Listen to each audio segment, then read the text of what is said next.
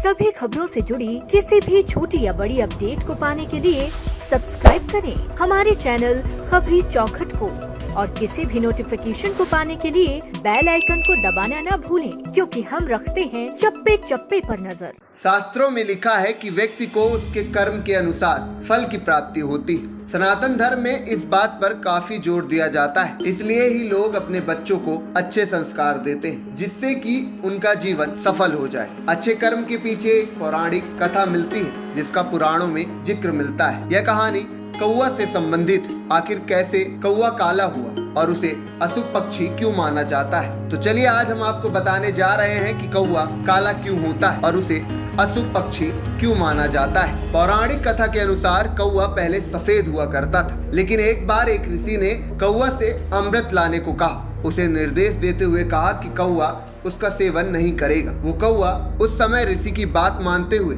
अमृत लेने चला गया। इसके बाद कौवा ने अमृत पाने के कई प्रयास किए और उसे अंततः अमृत प्राप्त हो जाता है। लेकिन अमृत को देखकर कौवा का मन ललचा गया और उसने उस अमृत का सेवन कर लिया। अमृत को पीते ही कौवा को ऋषि द्वारा दिए गए निर्देश व अपनी गलती का बोध हुआ। उसने तुरंत ही ऋषि के समीप पहुंचकर सारी बात कह सुनाई। ऋषि को कौवा की बात पर बहुत गुस्सा आया और उन्होंने कौवा को श्राप दे दिया। कहा, आज के बाद समस्त मनुष्य जाति तुमसे नफरत करेगी, तुम्हें अशुभ पक्षी के रूप में देखा जाएगा। इसके बाद ऋषि ने कौवा को अपने कमंडल के काले पानी में डुबो दिया। मान्यता है तभी से कौवा का रंग काला हो गया। यह अपराध क्षमा के लायक नहीं है। ऋषि के श्राप देने के बाद कौवे ने ऋषि से माफी मांगी। बहुत बार माफी मांगने के बाद ऋषि ने कौवे से कहा कि भाद्रपद मास में श्राद्ध पक्ष के दौरान 16 दिनों तक मनुष्य जाति कौवे को पितरों का प्रतीक मानकर उनका सम्मान करेगी व भोजन कराएगी। ऋषि ने कौवे को श्राप देते समय यह भी कहा कि उसकी कभी भी स्वाभाविक मृत्यु